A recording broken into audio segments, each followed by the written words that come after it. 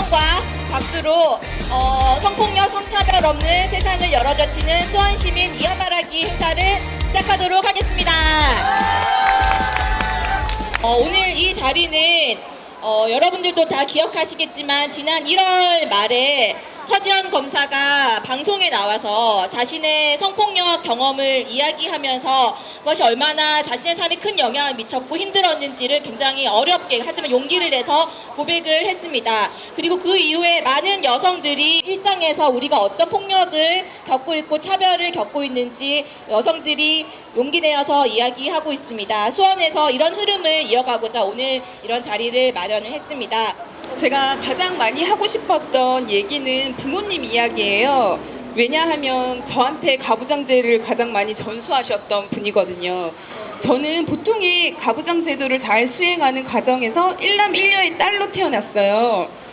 부모님은 종종 오빠는 남자니까 네가 오빠보다 성적이 좋아도 남자인 오빠보다 돈을 더 벌 수 있겠느냐, 딸은 결혼하면 끝이야, 나한테 무슨 일이 생기면 결혼한 내 딸보다 남자 조카가 먼저 나한테 올 거야, 그런 말을 했고 제가 기분 나빠하면 제가 세상 물정을 몰라서 그런다고 하셨어요. 저는 따지는 걸 잘했고 그럴 때마다 딸이 너무 거칠다, 딸은 애교가 많아야 한다, 야들야들한 맛이 없다는 소리를 부모님께 종종 들었고 오빠는 그런 말들을 저한테 따라서 했어요.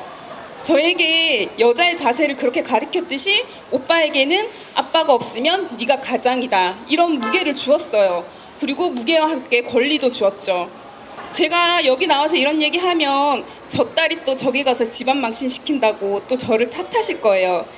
제가 이런 얘기를 굳이 여기까지 와서 하는 것은 대부분의 가정이 그랬고 평범한 가정에서 자란 보통의 남자들이 여자를 무시해도 된다는 것을 전수받았기 때문에 성폭력도 너무 쉽게 생각한다는 것이에요. 저는 성폭력과 성추행이 성차별의 가장 최악의 상황이라고 생각하고요. 가부장적인 세계에서 수많은 여성에 대한 차별이 모이고 모여 여자는 남자보다 낮은 사람, 여자는 타인의 감정을 돌보는 사람, 여자의 말이 하찮은 소리로 여겨져 성추행, 성폭행도 아무렇지도 않은 일이 되어버리는 거거든요. 사실 가장 가부장적인 곳이 교회인데, 교회에서 주로 가부장적인 이유가 되는 게 우리 전통 사회 때문이 아니라 성경에 보면 그렇게 될 수밖에 없어요. 왜냐하면 여러분들 여자는 어떻게 태어났죠? 기독교에서 말하면 남자 몸에서 나왔죠. 이게 처음부터 이렇게 시작을 합니다. 그리고 신약시대 보면은 바울이 그런 얘기를 해요. 여자는 교회에서 잠잠하라, 그런 구절이 있어요. 그러니까는 이제 교회에서 여자가 큰 소리 내면 큰일 납니다. 그런데 재밌는 거는 한국 교회에 교회 다니는 신도들 중에 70% 이상이 여자예요. 그렇죠? 근데 그 여자들이 교회 안에서 찍소리 말도 못하고 지내고 있고, 교회에서 가장 이렇게 성차별 그리고 남성 가부장적인 이유는 성경을 근거로 되는데 성경은 2000년 전, 3000년 전에 쓰여진 거예요. 그러한 시대에 쓰여진 성경책을 근거로 해서 이 시대에 여자 보고 잠잠해라, 목소리 높이지 말아라, 어디 여자가 나서냐, 이런 얘기를 하면 되겠습니까? 안 되죠. 이것이 그대로 사회에 저는 전파가 됐다고 생각을 해요. 그러니까 여러분들의 목소리가 더욱더 커지고 또 그래야만 몰랐던 사람들이 또 새로 알 수 있고 깨달을 수 있습니다. 그러니까 우리가 더 함께 힘차게 이 운동, 이 차별 없는, 성차별 없는 세상, 이 세상을 바꿔나갈 수 있는 그러한 힘이 될 수 있기를 바랍니다. 고맙습니다. 저나 제 친구들이 학교에서 선생님들에게 들은 말들인데요. 좀 여성스럽게 다녀라. 여자면 시끄럽게 하지 말아라. 공부 못하면 얼굴이라도 예뻐야 돈 잘 버는 남편을 만날 수 있다. 여자는 결혼을 잘하는 게 최고다. 여자애가 왜 이렇게 칠칠 맞냐? 왜 이렇게 정리를 못하고 더럽냐? 치마를 입었는데 다리를 벌리지 말고 오므려라. 여자 직업으로는 안정적인 조사가 최고다. 이렇게 시대착오적인 말을 수업 시간에도 아무런 문제의식을 가지지 않고 학생들 앞에서 말하는 선생님들에게 저희는 불만을 느낄 수밖에 없는데도 이런 말들은 항상 일상적으로 교실 안에서 떠돌고 있는 상황입니다. 또 남학생들 사이에서는 안기모띠, 느금마, 김치녀, 메갈충 같은 말들을 매일 들을 수 있습니다. 성소수자에 대한 혐오 표현은 수업 시간에도 일상적으로 들을 수 있는데 선생님까지 어떤 문제의식도 갖지 않고 학생들과 같이 성소수자에 대한 혐오 발언을 하며 웃고 계시는 상황도 많이 있습니다. 하지만 그럴 때 제가 선생님이나 친구들에게 문제 제기를 한다면 저는 주변에게서 어떤 평가를 받는 사람이 될지 알 수 없습니다. 학교는 이러한 문제에 대해서 문제의식을 갖거나 충분한 교육을 하지 않고 있습니다. 물론 성폭력 예방 교육을 1년에 여러 차례 실시하지만 제대로 된 교육은 없습니다. 거부의사를 분명히 해라, 폐쇄된 장소에서 만나지 마라, 서로 배려해라, 같이 여성의 조심스러운 대처와 행동만을 요구하고 있습니다.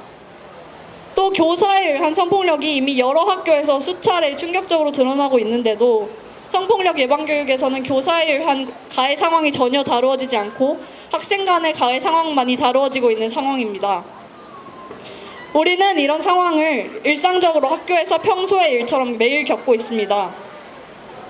누군가는 별거 아닌 일이다 혹은 그냥 말이니 상관이 없다 라고 말하겠지만 저는 이런 일이 반복된다면 학교 안에 이런 문화가 결국 우리가 어른이 된 후의 사회까지 연결될 수 있다는 것을 알고 있습니다. 저희가 바라는 것은 큰 것이 아닙니다. 저는 차별이나 억압이 없는 학교에서 자라고 싶습니다. 모두가 평등하고 존중받는 교실에서 학교 생활을 하고 싶습니다. 그리고 그런 세상을 원한다면 평등하고 존중받는 세상은 교실에서부터 시작되어야 합니다. 저는 강남역 살인사건 이후로 많은 것들을 좀 더 깨닫게 되었는데요. 그리고 주변 이성 친구들과 좀 더 많은 얘기를 나눴던 것 같습니다. 대학 내에서 페미니즘 활동을 하게 되었습니다. 그리고 대학 내에서 발생하는 성폭력 사건에 연대하게 되었습니다. 사실 그 당시 남톡방이라고 얘기하는 것들이 많이 일어났고 저희 학교에도 있었음에도 불구하고 이것을 연대했을 때 이것을 공론하기 어렵다라는 생각을 많이 했습니다. 이 사회가 이것을 바라보고 바꾸려고 하는 의지, 이 학교가 그런 의지가 있었다면 저는 이 사회, 이 학교에 이 남톡방이라는 걸 이야기하고 함께 싸우려고 노력하겠지만 이것이 온전히 그 남톡방의 피해자에게 모든 것이 책임이 부여되고 그가 온전히 이것을 헤쳐나가야 하는 상황에 놓인다는 것이 너무 힘들었고 그것을 과연 내가 어떻게 바꿀 수 있을지에 대한 고민도 있었습니다. 그리고 페미니즘 활동을 하면서 이 언론상과 그 커뮤니티상에서 2차 가해들이 엄청 있었습니다. 그런 것들을 받아오면서 같이 활동했던 학생들은 언제 길을 가다가 언제 내가 어떤 학생한테 욕을 먹거나 폭력을 당해도 이상하지 않겠다고 생각할 정도로 많은 그런 폭력적인 언어와 2차 가해들이 있었습니다. 국가기관 그리고 수사기관이 이 성폭력 사건을 제대로 수사하고 엄중한 처벌을 했다면 저는 지금까지 많은 성폭력 문제가 조금 더 덜 발생할 수 있지 않았을까라고 생각을 합니다. 저도 남성이라서 느끼는 이 젠더 권력, 길을 가다가 누군가에게 맞을 거라는 두려움은 덜하고 술자리에서 누군가에게 성적 추궁됨을 당할 거라는 그런 두려움 솔직히 덜합니다. 하지만 이것을 사회에게 얘기하고 남성이 여성의 그런 폭력과 어려움을 알 때 저는 이 성평등에 좀 더 가까워질 수 있다고 생각합니다. 여러분 혹시 직장 내 성희롱은 왜 일어난다고 생각하시나요? 왜 일어날까요? 권력관계에 있어서 일어날 수밖에 없는 구조를 가지고 있습니다. 네, 아주 정답입니다. 권력관계 때문에 일어날 수밖에 없는 구조라고 하는데 구조적인 문제고 조직 문화의 문제죠. 근데 피해자들이 사실은 본인이 당한 피해를 계속 증명하면서 해명하면서 그리고 언제 끝날지 모르는 그리고 결과가 어떻게 나올지 모르는 싸움을 계속 하셔야 합니다. 그런데 이것이 무엇을 위해서 우리가 하는 일이죠? 피해자분들이 사실 제소를 하고 진정을 놓고 고소를 하고 이런 복잡한 과정을 거치는 것을 무엇을 얻기 위해서가 아닙니다. 그분들이 평범하게 본인의 직장을 다니고 그리고 안전하게 퇴근하고 그리고 또 다시 직장에 나갈 수 있는 그런 평범한 삶을 위해서 아무것도 얻는 것 없이 이런 싸움을 하고 계십니다. 그래서 사실 저희는 왜 계속 피해자가 이런 피해를 증명을 해야 되고 본인이 잘못하지 않았다는 것을 해명을 해야 되는지에 대해서 분노를 느낍니다. 가해자가 증명하고 해명하는 시스템으로 사실 바뀌어야 된다고 생각합니다. 또 이 문제가 사실 이제 저는 직장 내 성희롱으로 말을 하고 있지만 모든 그런 성희롱 사건에 있어서는 다 마찬가지고 생각이 듭니다. 용기를 내서 말하는 사람들에게 꽃뱀이냐 관종이냐 아니면 뭔가 혜택을 받으려고 회사에 문제 제기하는 것이 아니냐 그런 목소리가 들려오는 가운데서 저희 쪽에 이제 그 목소리를 내주셨던 여성분들이 한 말이 저한테 많이 와닿았습니다. 이런 일로 주목받고 싶은 적 없습니다. 그리고 어떠한 혜택도 바란 적이 없습니다라고 하셨습니다. 여성 청년 후보로서 겪는 성차별적인 문제들을 좀 이야기를 드리고 싶어요. 네, 저 젊습니다. 29살이고요. 여성입니다. 제가 하루에 한 2만 보 정도 걸으면서 시민분들을 한 1,000명이 넘는 시민분들을 만나고 있는데요. 세월호 리본으로도 사실 이야기를 많이 듣지만 또 하나 자주 듣는 이야기가 있어요. 여기에도 적어왔는데요. 젊은 여자가 정치하면 망한다. 젊은 여자가 시집이나 가지 무슨 정치냐. 그리고 몇 살이야? 몇 살이세요도 아닙니다. 몇 살이야? 결혼은 했어? 안 했지? 시집은 가야지. 시집을 안 가고 애도 안 낳아보고 무슨 정치를 해? 예쁘네. 예쁘니까 뽑아줄게. 혹은 여자 하나 소개시켜주면 내가 너 뽑아줄게. 더 있습니다. 네, 여기 앉아봐. 안 앉아? 그럼 나 너 안 찍어. 라는 이야기들.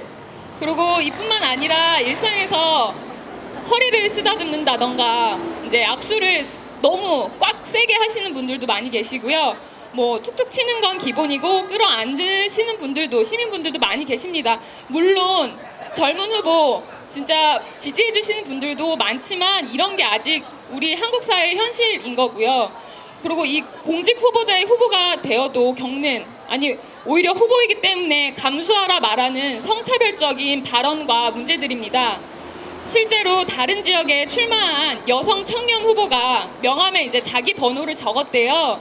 그랬더니 계속 한 사람으로부터 이렇게 연락이 오더래요. 스토킹 하듯이. 그래서 그 여성 후보가 혹시 이제 상황이 악화될 걸 우려를 해서 이제 경찰에 문의를 했대요. 그랬더니 오히려 이렇게 경찰 되시는 분이 후보로 나온 사람이 그 정도는 감수해야지 하면서 이야기를 하더랍니다.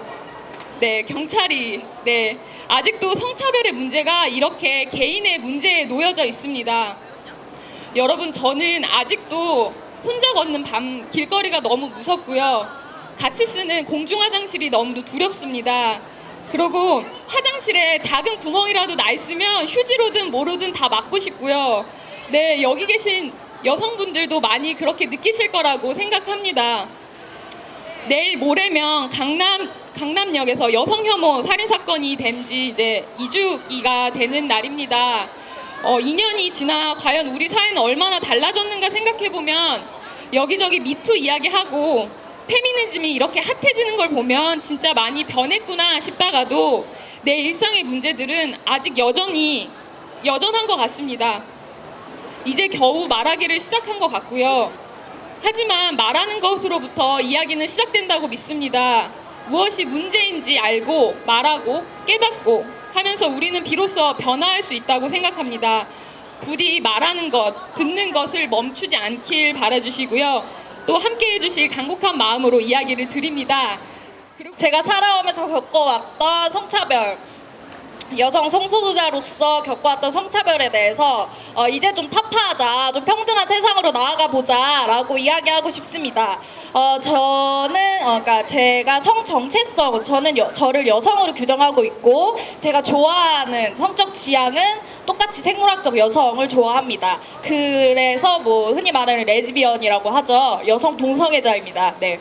근데 이렇게 살다 보면은 정말 별의별 이야기를 많이 듣죠. 우리는 이성의 중심, 유성의 중심, 성별 이분법적인 사회 안에서 살아가고 있기 때문에 이런 이야기 정말 하면 안 되는데 막 남자친구 있냐고 저 그 얘기 진짜 많이 듣거든요. 그러니까 그런 얘기 들을 때마다 나 애인이 있는데 남자는 아니고 여잔데 처음에 얘기를 하자 사귀는 사람이 있다고 만나는 사람이 있다고 얘기를 하면은 그 남자는 뭐 하는 사람이고 막 이렇게 막 세밀하게 이렇게 질문이 들어가는 거예요. 그러면 이 사람한테 내가 뭐 이렇게 별 관계도 없는데 나 레즈비언이야라고 얘기하기 지금은 할 수 있는데 예전에는 되게 고민을 많이 했던 것 같아요. 근데 왜 이거를 내가 고민을 하고 있어야 되는 거야? 저렇게 물어보는 무례한 사람이 무례한 거를 알아야 되는데 왜 내가 고민하지? 뭐 이런 것 때문에 혼자 막 집에 와가지고 화가 나기도 했었죠. 최근에 제가 어떠한 포럼 같은 자리에서 제가 성소수자임을 이야기하고 시민들과 이야기하는 자리를 가졌는데 제가 성소수자인 이유가 부모님의 사랑을 덜 받아가지고 라는 이야기를 들었어요. 저 물론 막 풍요롭게 부모님의 사랑을 받지 못했지만 과연 그게 뭔가 이유일까? 저는 그냥 제가 좋아하는 사람과 살아가고 싶은 거고 부모님의 사랑과 전혀 상관없는 거고 성소수자 선천적이냐 후천적이냐 도대체 그런 과학적인 검증 도대체 언제까지 지겹게 얘기를 해야 하나 정말 지겨웠던 이야기도 있습니다. 그리고 마지막으로 하고 싶은 이야기는 제가 레즈비언이라고 하니까 머리가 이렇게 짧잖아요. 그리고 제가 바지를 많이 입고 다니거든요. 그래서 너가 머리 이렇게 짧게 커트하고 바지 입고 다니냐 얘기 정말 많이 듣거든요. 근데 저는 그냥 제가 쇼컷한 게 너무 좋아서 쇼컷하는 거고요. 머리 긴 분들 중에서도 성소수자 있죠. 그런 성별 이분법적이고 그러니까 뭐 이렇게 외모로 남을 판단하는 그런 이제 후줄근하고 진부한 이야기 우리 그만했으면 좋겠고 성차별 끝장내기 위해서는 외모로 사람을 평가하지 말고 이성애적이고 유성애적이고 성별 이분법적인 사고를 함께 타파해 나갔으면 좋겠습니다.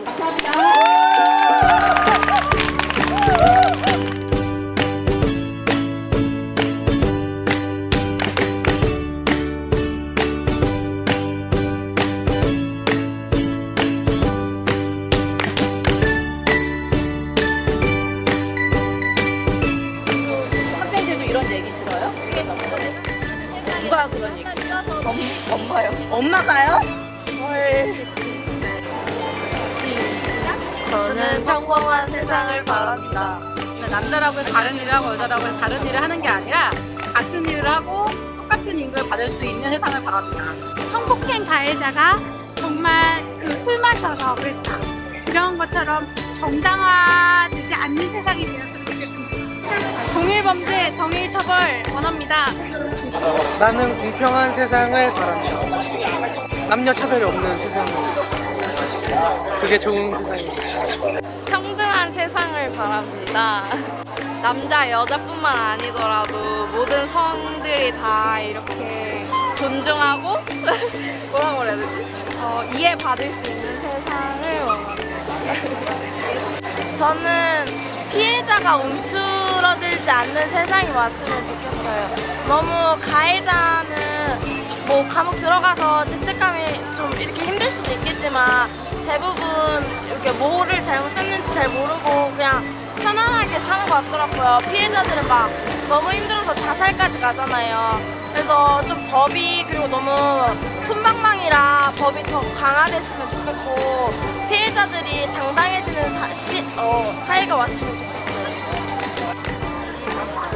모든 국민이 법 앞 평등한 세상을 바랍니다. 동일 범죄, 동일 처벌하고 유전무죄라는 법 앞에 모두가 법 앞에 평등한 세상을 바랍니다. 여자만 가정집이라는 게 아니고 남자들이랑 여자랑 같이 평등하게 가정 일했으면 좋겠어요. 그런 세상 여길 바랍니다.